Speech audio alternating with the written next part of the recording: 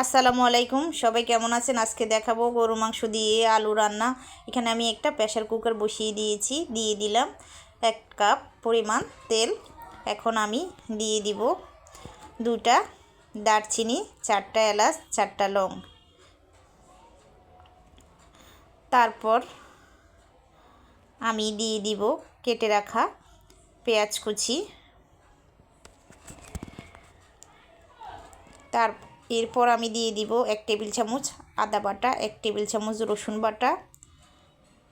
আমি এখানে 1 কেজি গরু মাংস দিয়ে দিলাম 1 টেবিল চামচ হলুদের গুঁড়ো, 1 টেবিল চামচ মরিচের গুঁড়ো সামান্য পরিমাণ, গোলমরিচের গুঁড়ো 1 টেবিল চামচ, জিরের গুঁড়ো সামান্য পরিমাণ, সস পরিমাণ মতো পানি দিয়ে 4 কুক উঠিয়ে এখন আলু দিয়ে দিলাম।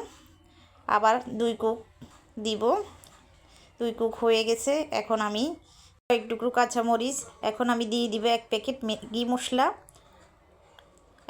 তারপর আমি দিয়ে দিচ্ছি কুচি করে রাখা ধনিয়া কুচি।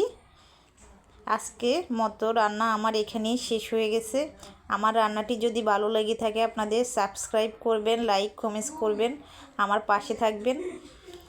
দেখা হবে পরবর্তী ভিডিওতে। আজকের মতো এখানে বিদায়। আল্লাহ হাফেজ।